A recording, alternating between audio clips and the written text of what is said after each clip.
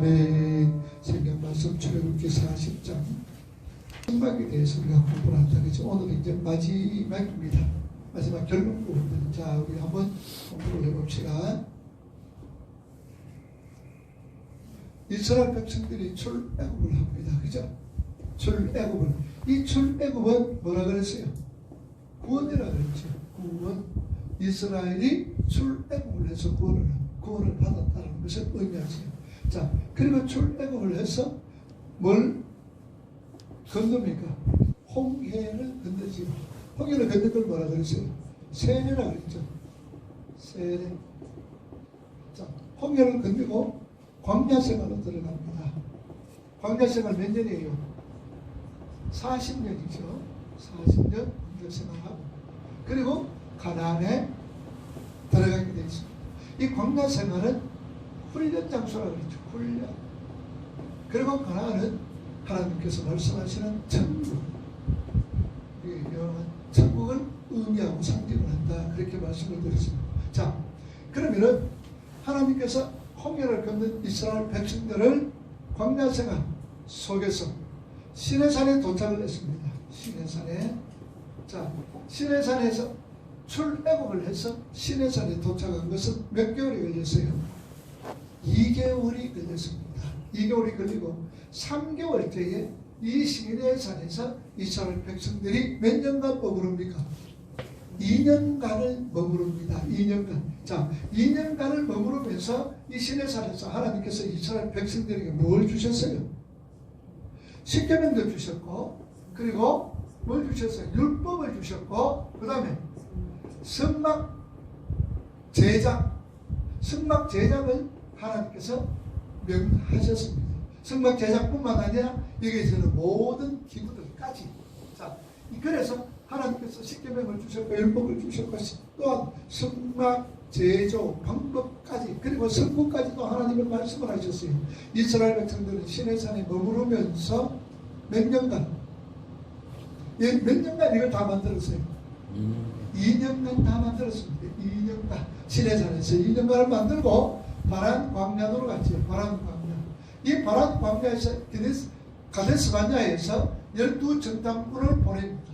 40일간 정탐을 시켜서 돌아오게 하고 그리고 그 백성들이 40일 정탐을 하고 난 다음에 보고를 합니다. 12사람들이. 그죠? 보고를 하는데 10사람들은 들어갈 수 있다 없다? 못 들어간다.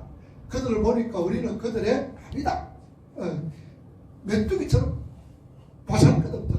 그럴 때 두 사람 여호수아와 갈렙은 아니다. 들어갈 수 있다. 그들은 신을 떠났다. 하나님은 우리와 함께한다. 그래서 그들은 우리의 밥이다. 하나님께서 나타나셔서 10명 못 들어간다. 이 10명은 못 들어간다는 이 의미는 출애굽 1세대는 들어갈 수가 없다. 출애굽. 그리고 출애굽 1세 속에서 들어갈 수 있는 사람은 두 사람. 누구와? 여호수아와 갈렙만이 들어갈 수가 있다. 가나안 땅으로 들어간다. 그렇죠? 자, 그래서 오늘은 이 출애굽기 40장 마지막이 뭡니까? 시내산에서 지금 마지막 성막을 다 만들고 성구도 만들고 나서는 뭡니까? 하나님 앞에 봉헌하는 모습이 바로 오늘 출애굽기 40장 결론 부분 속에서 이제는 봉헌했으니까 하나님께서 그 영광이 하나님의 영광 여호와의 영광이 성막에 충만했던 것을 우리에게 말씀해 줍니다. 자, 성막에는 어떻게 됐어요? 뭐로 나옵니까? 지성소가 있죠? 지성소. 여기 뭐가 있습니까?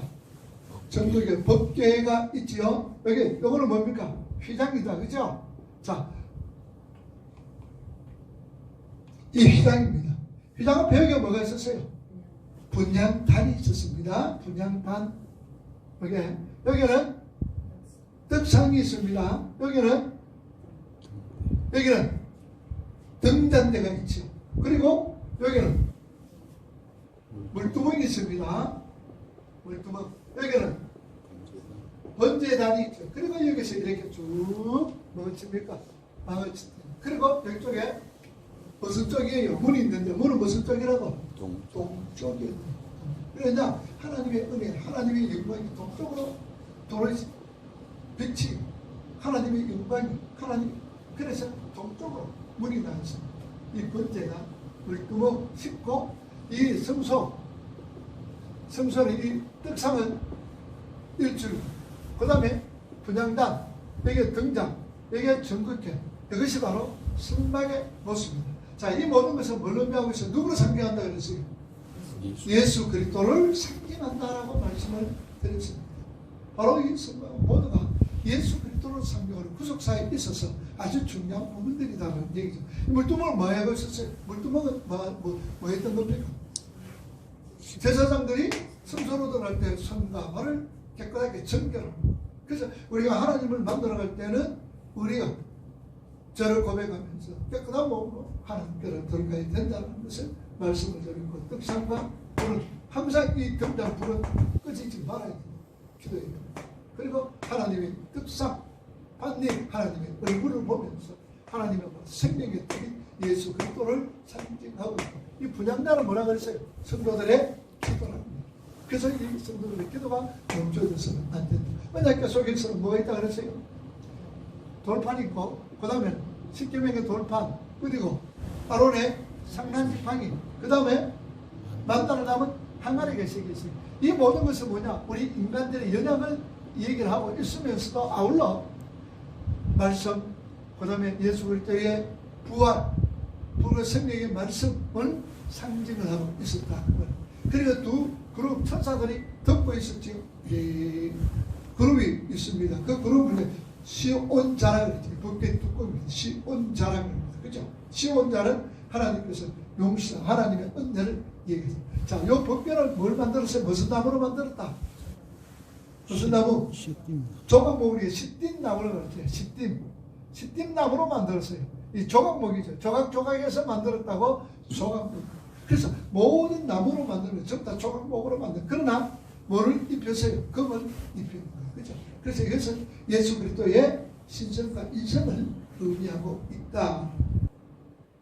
그래서 번제단에서는 항상 이 제사를 드립니다. 그죠? 제사를 드리는데 그에게 제사는 5대 제사가 있어요. 번제, 그 다음에 소제, 그리고 화목제, 그 다음에 속제제, 5째 속건제, 이 5 제사가 있는 거예요. 그래서 항상 번제단에서 제사가 드려지게 되어지고, 그 다음에 이 지성소에서는 누구만 들어가요? 대제사장이 1년에 한 차례만 들어갑니다. 대속제 1대에게. 그리고 이 성소는 항상 제사장들이 일을 합니다. 제사장들이 머물러 있는 곳이에요. 그러면 제사장들은 몇 반차에 의해서 움직인다? 제사장들이 조가 몇 조가 있었다? 24조, 24반차라 그래요. 24조, 이거 반차라 그래요. 24반차에 따라서 움직입니다. 그러면은 24반차에 따라서 움직인다는 것은 그 당시 제사장이 한 8,000명 정도 되었습니다. 그런데 1년에 며칠 일한다고? 15일만 일하면 있다는 거예요. 15일만 일하면은 이루어지고.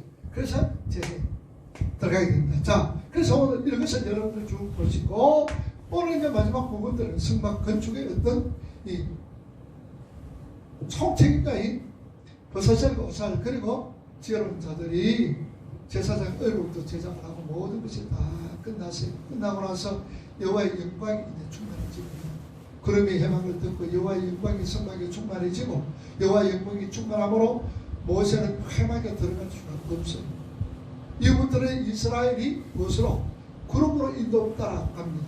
불기둥으로 밤에는 불, 낮에는 불기둥으로 따라서 움직이게 되어지는 것을 얘기를 하고 있고, 성막의 구름기둥이 움직이면은 행군해지고, 쓰면은 그게 한 달이 될지 두 달이 될지 혹은 하루가 될지 몇 시간이 될지 그냥 그대로 쓰가 있는 어떤 그런 어떤 모습을 보여주고 있습니다. 자, 그래서 이 본문은 본서의 최종 결론에 해당되는 부분입니다. 그래서 건립된 성막에 하나님의 영광이 임재하였음을 보여주고 있죠. 이것은 바로 하나님께서 성막을 인정해 주셨다는 얘기죠. 그리고 하나님의 임재의 상징적인 어떤 처소로 하나님께서는 그 성막을 삼으셨다라는 의미는 뭐냐? 구속사적으로 대단히 중요한 의미다라는 얘기예요. 이거 뭘 의미하고 있느냐? 하나님께서 이제 직접 자기 백성의 역사 속으로 돌아오셨다라는 의미. 그래서 대단히 중요해요. 그래서 이스라엘 백성들의 그 진영 가운데 놓여진 성막에 하나님의 영광이 임재하신 것을 보고 하나님께서 직접 자기 백성들의 삶 가운데 가시면 그것을 하나님께서 이끌어 가시고 그 백성들을 통치하겠다라는 그 의미가 이 말씀 속에서 포함되어 있다. 자, 그러면은 우리가 34절 말씀 우리가 읽어봅시다. 그러니 해막에 덮이고 여호와 영광이 성막에 충만하다. 성막이 하나님의 임재. 자, 구름이 성막에 있다라는 것은 구름을 뭘 의미한다 그랬어요? 하나님의 임재에 하나님의 영광을 의미한다 그랬죠. 그러니까 하나님께서 가시는 거룩한 처소가 이 성막이 하나님의 거룩한 처소, 가시는 거룩한 처소가 되어졌다라는 얘기. 그러니까 중요한 건 뭐냐? 어떤 재료로 지어졌다라는 게 중요한 게 아닌 거예요. 또 어떤 내실을 기했느냐, 어떤 외모가 휘황찬란하게 지어졌느냐, 이건 대단히 중요하지 않다. 아무 중요하지 않다. 중요한 것이 무엇입니까? 하나님이 거하신다. 하나님이 거하셔야 될 성막, 성전이. 자, 오늘 우리도 마찬가지. 신약에 있어서 성전은 뭡니까? 누굽니까? 성전은 누구예요? 오늘 우리 믿음의 성도들이 성전이라고 해서 한번 찾아보세요. 고린도전서 3장 16절 찾아보세요.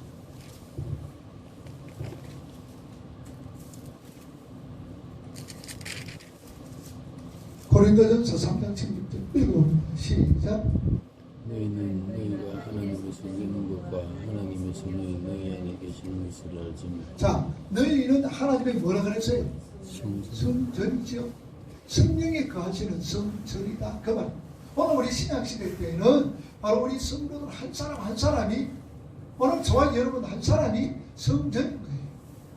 그러니 우리가 어떻게 지어졌다, 내가 얼마나 많이 가졌다, 내가 어떻게 많은 것을 배웠고 학식적으로 또한 다른 사람에게 보여줄 수 있는 어떤 많은 것을 가졌다 안 가졌다, 그건 중요하지 않아요. 그거 하나도 내가 아무리 못 가졌다 할지라도, 내가 가진 것이 없다 할지라도 내 속에서 누가 계십니까? 성령이 계시면은, 하나님의 임재, 하나님의 영이 계시면은 그 자체가 귀한 거예요. 그래서 사도 바울은 고린도 성도들에게 너희들이 하나님의 성전이다.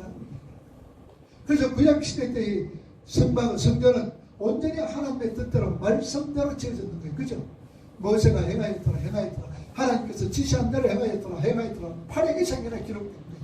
자, 그렇다면 오늘 구약의 성도들, 오늘 저와 여러분들 구약의 성전들은 어떻게 세워져 있나? 우리 역시 마찬가지입니다.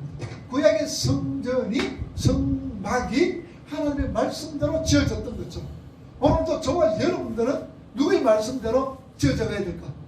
하나님의 말씀대로 지어져 가야 된다는 거예요. 하나님의 말씀에 순종하면서 살아가야 된다는 얘기죠. 자, 사도행전 우리가 13장 한번 찾아보세요. 22절 말씀. 사도행전 13장 22절 말씀.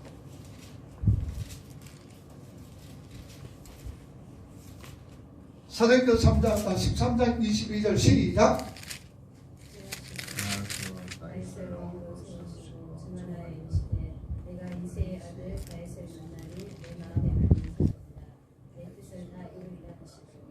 자, 여기서 사도행전 13장 22절 이새의 아들 다윗을 만나니 내 마음에 맞아라. 마음에 맞는 사람이다. 마음에 맞다 그 말이죠. 그죠? 자, 마음에 맞는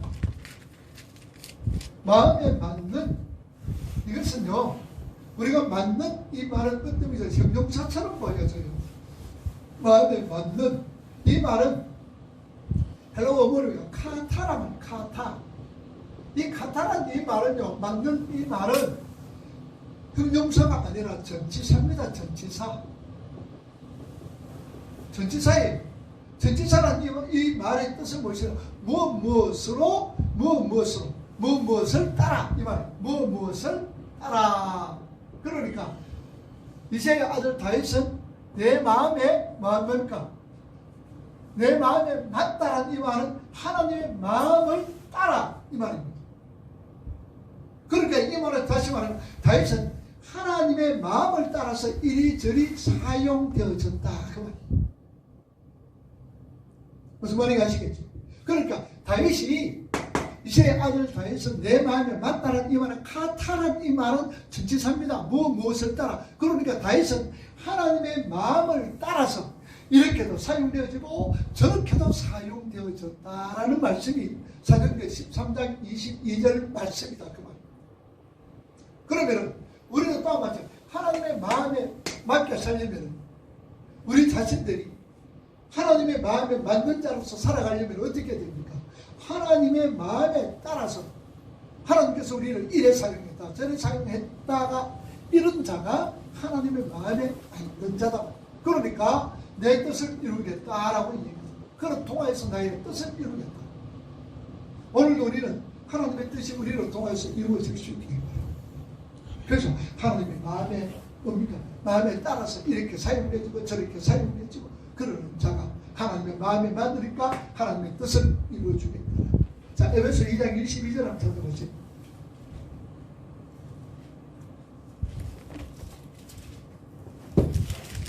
에베소 2장 22절 읽어봅니다. 시작. 너희도 성령에서 하나님의 거하시는 처소가 되기 위하여 그리스도 예수 안에서 함께 지어져 가는 예수 그리스도와 안에서 함께 지어져 간다. 성도로 지어져 가는 거예요. 어떨 때까지 지어져 갑니까? 우리가 주님 앞에서는 그럴 때까지 지어져 간다. 예수 그리스도 안에서 우리가 성도로 지어져 간다. 그 말이에요. 그래서 우리는 중요한 것이 뭡니까? 여러분 성도란 말이 무슨 말이에요? 성도라면 거룩한 무리들이다 그랬죠. 그러면은 어떤 자가 성도라고 불려질까? 어떤 자가 성도라고 불려질까? 불려질 자격이 뭘까요? 성도라고 불려지는 자격. 세상 것 때문에 불려집니까? 아니죠.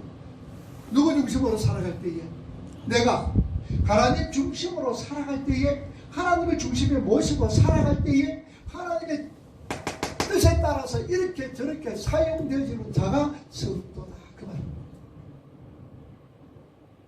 그래서 우리는 성도로 나무나 되어지고 어떤 자격이 세상적 자격이 아니라 하나님 마음에 맞는 자가 성도다. 하나님의 뜻에 따라서 이렇게 저렇게 사용되어지는 자가 성도다라는 얘기입니다. 자, 그래서 성도는요 요한복음 10장 27절 보세요.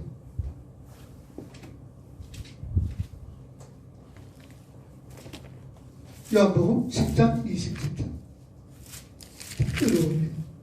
시작.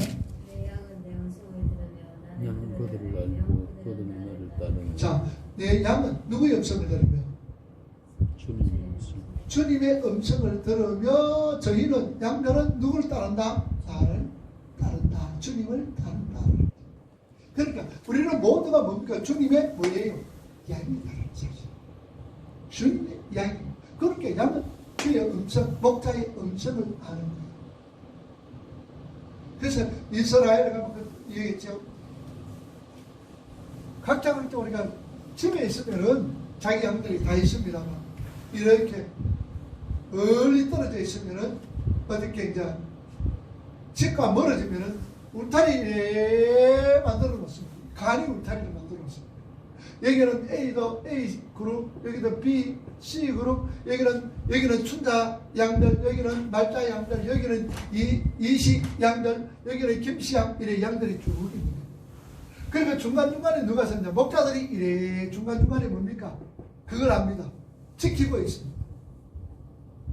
그래서 문들을 이렇게 임시문을 만들어서 목자들이 지키고 있는 거예요. 그래서 목자는 뭐로 들어가냐? 문으로 들어가고 넘어가는 자는 강도다 그랬죠. 자, 그러면 이제 여섯 이래가 잡니다. 자다가 아침에 일어나가지고는 각자가 자기 양들을 목자들이 양을 부릅니다. 누구야? 그러면 매 그러면서 여기서 이제 목자가 여기 있는 지금 잡고 있는 이 양들이라도 여기서 부르면 목자의 음성을 넣고 매 일로 오는 거예요. 바로 그 말씀입니다. 내 양은 내 음성을 듣고 저희들은 나를 따른다. 우리는 하나님 주님의 양으로서 주님의 음성을 알아야 되고 주님의 음성을 따라. 근데 오늘날 이 주의 음성을 따르고 주의 음성을 알고 따르는 자들이 그렇게 심하겠죠. 그래서 엉뚱한 데서 가는 자들이 엄청나게 많죠. 그래서 우리는 항상 무엇으로 성도라는 것은 하나님의 마음에 만든 자로서 뜻을 이루어가는 자가 성도입니다. 그러고 나서는 주의 음성, 하나님의 음성, 예수 그리스도의 음성을 바로 알고 바로 깨달고 주님을 따르는 자가 성도다라는 사실입니다. 자, 35절 말씀. 35절 모세가 힘에게 들어갈 수 없으니 이는 구름이 힘에게 덮이고 여호와의 영광이 자, 모세가 해밖에 들어가지 못합니다. 왜 그랬어요? 하나님의 영광과 위엄이 워낙 엄청나고 컸기 때문에. 그런데 여러분, 모세가 어떤 사람입니까? 하나님의 선지자입니다. 모세는 위대한 지도자입니다. 출애굽을 시켰던 지도자입니다. 그리고 홍해를 건너게 했던 자요, 바위에서 물을 내게 했던 아주 위대한 능력 있는 어떤 선지자요, 또한 지도자요, 아주 능력 있는 사람입니다. 그런데 하나님 앞에서 너무나 그 하나님의 영광이, 그 위엄이 워낙 엄청나고 컸기 때문에 감히 회막 안으로 들어갈 수가 없었습니다. 그리고 이 말이 뭐냐?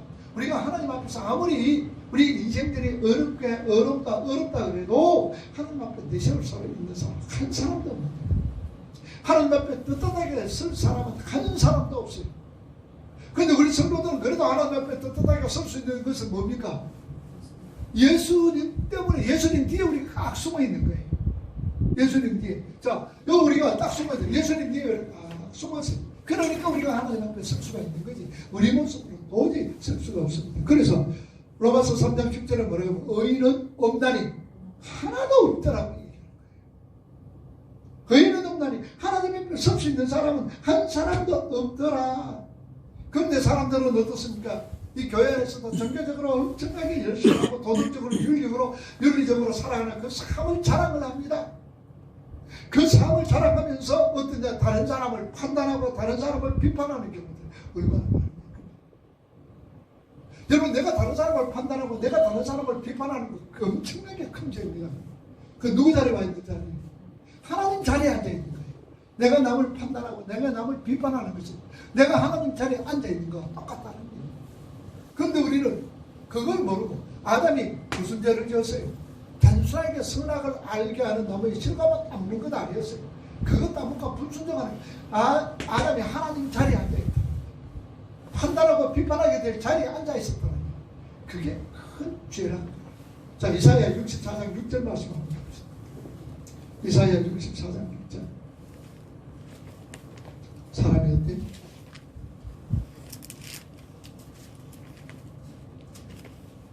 이사야 64장 6절.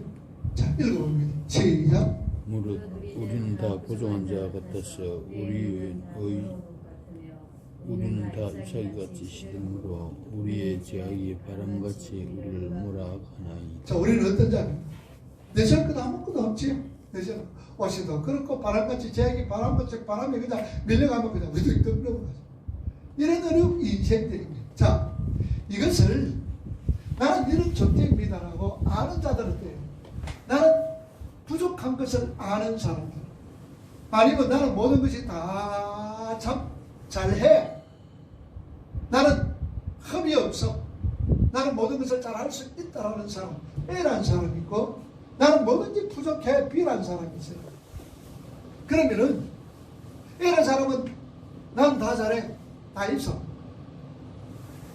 나는 부족함이 없어. 이런 사람은 어떤 능력으로 나타날까요? 이런 사람에게 하나님 필요할까 안 필요하겠어요? 나는 나 하나님 필요 없다라고 얘기하는 거예요. 내가 다 하는데 뭐. 그러나 필요한 사람, 나는 부족합니다, 연약합니다. 그러면은 어떻게 되는 거예요? 하나님을 의지하게 되는 거예요. 그래서 늘 말씀을 드립니다. 성화의 마지막 단계는 뭐라 그랬어요? 나는 죄인의 개수입니다. 고백이 나와있어요. 나는 내가 잘했습니다. 절대로 아직까지는 멀었습니다. 그 사람. 나는 아무것도 못합니다. 부족합니다. 연약합니다. 나는 죄인이 개수입니다. 라는 이런 고백이 우리 나와줘야 돼요. 이런 고백이 언제 나옵니까? 하나님을 수시로 만날 때마다, 하나님 만날 때마다 이런 고백이 나와줘요. 그래서 이사야 선지자가 하나님을 만날 때 뭐라 그랬습니까? 입술이 부정한 자입니다. 승부를 가져와 내 입술을 좀 찢어주세요. 베드로가 주님을 만났을 때 뭐라 그럽니까? 주님, 나는 죄인입니다. 나를 떠나봐 주세요. 라고 그렇게 고백을 합니다. 그래서 우리는 날마다 우리 삶을 통하여서 우리 자신들을 잘 알고 잘 깨달아서 하나님을 좀 더 가까이 하고 의지하고 믿고 따르는 자들이 저희들 36절 37절 봅시다. 읽어봅니다. 시작. 그를 예수를 위해서 떠오를 때 이스라엘 자손이 모든 행진하는 길에 앞으로 나아갔고 그러니 눈 오지 않을 때는 떠오르는 날까지 나아가지. 자, 이스라엘 백성들의 행군의 모습이지요. 그 행군의 모습은 해방에 뭐가 떴을 때에 구름이 떠 있을 때는 이스라엘 백성들이 행군을 합니다. 그런데 해방에 구름이 딱 머물러 있으면 이스라엘 백성들은 어떻습니까? 딱 머물러 있는 거예요. 행동을 중단하는 거예요. 움직이지는 않습니다. 그러니까 언제나 이스라엘 백성들은 뭐 해야 되겠어요? 해방에 지금 구름이 또 머물러 있는 거예요. 그러면 그 이스라엘 백성들이 그 구름이 언제 움직이는지 알 수 있어요? 없어요? 없습니다. 알 수 없지요. 그러면은 언제 움직일 줄 모르니까 이스라엘 백성들은 항상 뭘 준비해야 될까? 움직일 준비를 해야 돼요. 떠날 준비를 하는 거예요. 자, 그러니까 거기에 뭐 집을 지을 수가 있습니까? 그렇다고 뭐 밭대기를 깔아가지고 그냥 농사를 지을 수가 없는 거예요. 집 짓다가도 구름이 어떻습니까? 떠오르 보면 떠나야 되는 거예요. 그래서 해방이 움직이는 거예요. 그러니까 거기 뭐 10분을 수도 없는 거예요. 마찬가지입니다. 아무것도 준비할 수가 없는 거예요. 그냥 이 가나안 땅을 향해 달려가는 나그네 삶이라는 얘기죠. 그러면 오늘 우리 성도들은 어떤 삶이에요? 우리는 어떤 삶입니까? 우리도 하나님 나라를 향하여서 달려가는 나그네다라는 얘기예요. 그 나그네 삶 속에서 여러분들 보세요. 나그네 삶 속에 제일 움직이기가 쉽고 편리하고 또 나그네 삶 속에서 가장 어떻습니까? 간편할수록 그 삶이 어때요? 나그네 삶 속에서 간편할수록 나그네 삶이 어떻습니까? 움직이기가 좋고 또 간편할수록 생활하기가 좋다 그 말입니다. 왜냐? 언제 떠나야 될지 모르니까. 오늘 우리 믿음의 성도들도 마찬가지입니다. 우리가 이 세상과 많은 것 축적해가 살아보세요. 그냥 나가는 삶 살아갈 수가 없어요. 우리 언제 하나님께서 불러버리고 오너라 그러면 그거 다 먹고 가야 될 사람. 여기에 예면하면서 살아가는 것만큼 성도도 어리석은 자들이 없는 거예요.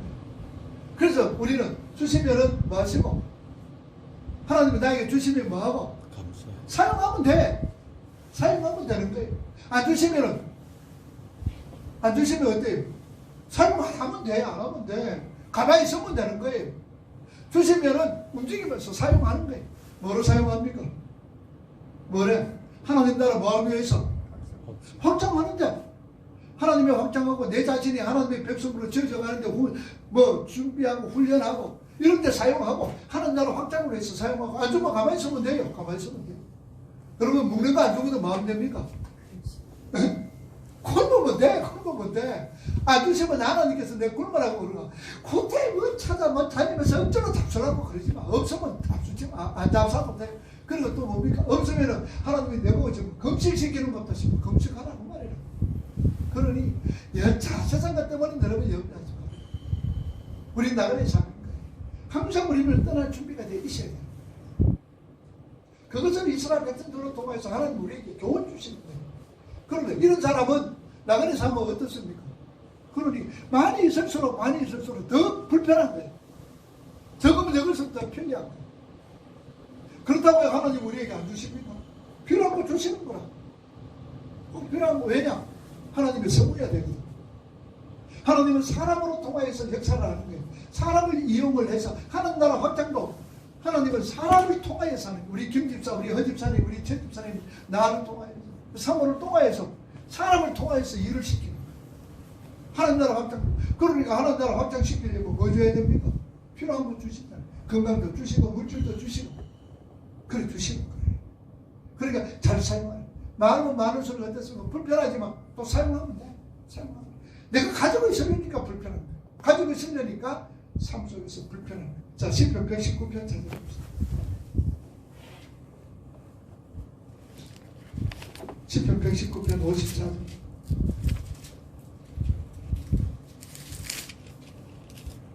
읽어봅니다. 시작. 내가 나그네 된 집에서 주의 율례를 어떻게 나의 노래가 되나. 내가 나그네 된 집에서 이 세상 살아가면서 119편 54절. 뭐가 돼? 주의 율례가 나의 노래가 되었더라. 자, 베드로전서 2장 11절 봅시다. 베드로 사도는 우리는 뭐라고? 베드로전서 2장 11절 읽어봅니다. 시작. 자, 사랑하는 자들아 뭐와 같이 그룹인가? 나그네와 같은 누구? 우리 자신들이죠. 그래 베드로 사도는 그룹인가? 매일 그룹이나 나그네랑 똑같은 말. 같은 우리들에게 말씀하시. 자, 그러면 우리는 어디로 향하여 가느냐? 히브리서 11장을 보세요. 11장 16절.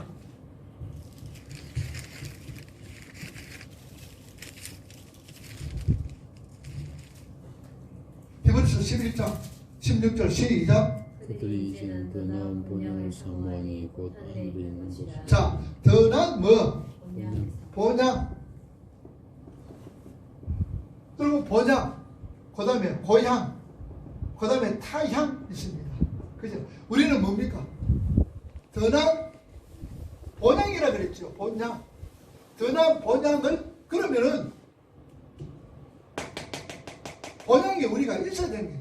우리가 지금 머물러 있는 것, 우리가 태어난 곳, 우리가 영원토록 살아가는 곳, 우리가 처음부터 있었던 곳, 그게 본향이잖아. 그죠? 본향. 그러면은 우리가 이런 계시록 공부할 것 같으면은 지금 우리 모습은 지금 어디가 있는 거예요? 우리 본래 모습이 어디 있을까? 어? 우리 본래 본향이 있는 거예요. 본향. 우리 본향이 있어요. 본향. 그죠? 본향. 그래서 우리가 이 본향에서 지금 어디로 떨어진 거예요? 나그네 삶으로 떨어졌죠. 광야로 떨어졌죠. 나그네. 그럼 우리가 삶 살아갑니다. 근데 우리는 본 모습 어디 있어요 지금? 본향입니다. 그럼 우리가 이쪽으로 이쪽으로 지금 간다는 거예요. 그래서 본향, 변한 하나님의 나라를 삼아온 거죠. 그래서 우리는 넓은 본향을 향해서 달려가야 된다. 그 말이죠. 자, 38절에 보면 뭐습니까? 낮에는 여호와의 구름이 성막에 있고 밤에는 불이 가운데 있음을 이스라엘 온 족속에 거보듯 행전하는 길에서 그들의 눈으로 보았더라. 낮에는 무엇으로? 구름. 밤에는 불. 왜 낮에는 구름일까요? 구름. 자, 저는 이거 참 이해를 잘 모르겠어요. 구름. 이스라엘 백성들이 낮에는 왜 구름이 필요하고 밤에는 왜 불이 필요했느냐? 불기둥이. 이 구름기둥, 불기둥이 어떻습니까? 두 개입니까? 하나일까요? 구름기둥, 불기둥이 하나일까요? 둘일까? 하나입니다. 낮에는 무엇으로? 구름으로. 밤에는 그 구름이 불기둥으로 되어 있습니다. 하나인 거예요. 그러면은 낮에는 왜 구름기둥이 됐어요? 낮에는 이 광야가 얼마나 뜨고 낮에는 얼마 들어갑니까? 40도 이상으로 올라갑니다. 그럼 사람들은 못 살아. 그런데 그늘이 있어야 되잖아. 근데 광야에 그늘이 있어요? 그늘이 없어. 그럼 이 구름기둥은 뭔 역할을 하고 있어요? 그늘 역할을 합니다. 그늘. 그런데 우리나라 보면은 그늘 역할이 됩니까? 구름이. 구름이 돼? 안 되지. 우리 최초는 선교 가봤지 안 가봤지? 도저히 우리나라에서는 구름이 그늘이 될 수가 없어. 근데 여러분 이스라엘 가보죠. 이스라엘 가면 구름이 나지막하게 해가지고 실제적으로 구름의 모습이 밑에 이래 그림자로 이렇게 나타나요. 그늘이 되는 거예요. 그늘 밑에만 들어가면 시원해. 그늘 밑에. 불기둥은 영하로 뚝뚝 떨어져요. 광야. 기온차가 엄청나게 심해요. 그러니 낮에는 밤에는 불기둥으로서 보호해주고 지켜주시고 해주신다 그 말. 그러니까 구름기둥 불기둥은 하나님의 임재요 하나님의 인도요 하나님의 보호하심이요 뿐만 아니라 하나님의 은혜의 증거다 그 말. 이스라엘 백성들이 구름 기둥 불 기둥 이거 낮에 구름 밤에 불 기둥 없으면 살아갈 시간이 없습니다. 도저히 못 살아갑니다. 그러니까 하나님의 은혜로 살아가요. 오늘 나그네 우리 삶도 마찬가지입니다. 누구의 은혜로 살아가요? 하나님의 은혜로 제가 여러분들 지금 살아가고 있습니다. 하나님의 은혜입니다. 하나님의 보호하심이죠.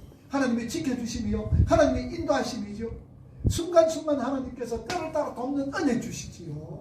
그래서 우리는 하나님의 은혜로 살아갑니다.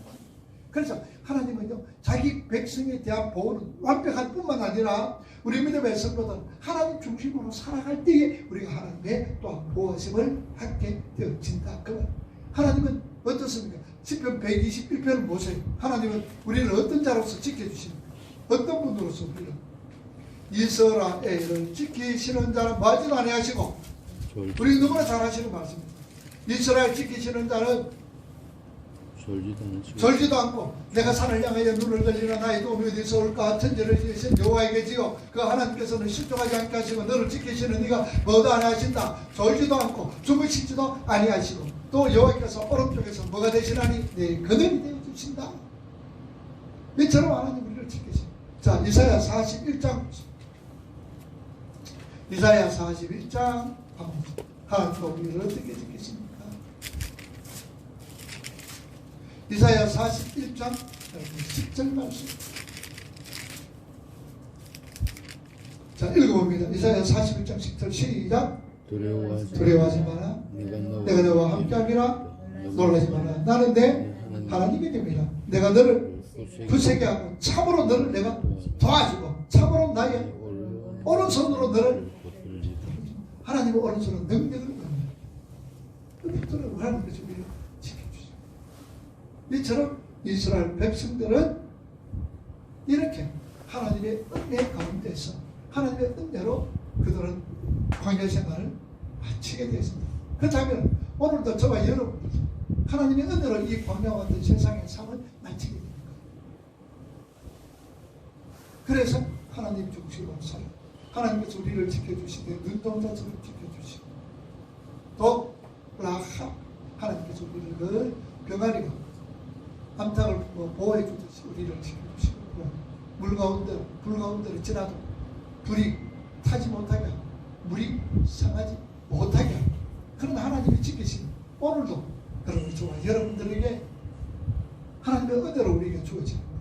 앞으로도 그럴 겁니다. 앞으로도 하나님의 은혜로우시고 하나님의 지키시고 하나님의 보호하시고 하나님의 인도하시고 앞으로도 우리의 삶 속에 나타납니다. 그래서 시편 23편 마지막 절에 뭐라 그럽니까?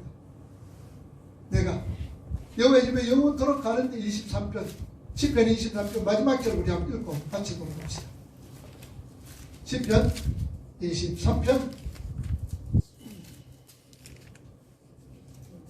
6절에 내 평생에 선하심과 인자하심이 반드시 나를 따르니 내가 여호와의 집에 영원히 살리라. 내게 따른다는 이 말은 뭡니까? 따른다. 미래를 미래. 이스라엘은 뭐라고 해서 앞에 있는 것은 우리는 앞에 있는 것이 미래고 뒤에서만 과거라 생각하는데 이스라엘 백성들은 앞에가 과거고 뒤에는 미래입니다. 앞으로 볼 수 있다고 과거고 미래는 뒤에는 모르기 때문에 미래입니다. 그러니 따른다는 이 말은 미래입니다.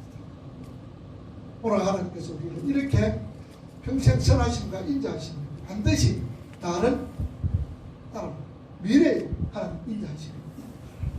오늘 한 해 여러분들 2020년도 이 한 해도 우리가 하나님의 은혜 가운데 지금 마지막 수요 밤은 우리가 보내고 있습니다. 2020년도 생각해 볼 때 엄청난 일들이 많이 일어났죠. 그래도 순간순간 하나님께서 나와 함께 하셨습니다. 이까지 맞습니다. 앞으로 2021년도도 하나님의 선하심과 인자하심이 반드시 우리를 따를 줄 믿습니다. 기도합시다. 자비로우신 아버지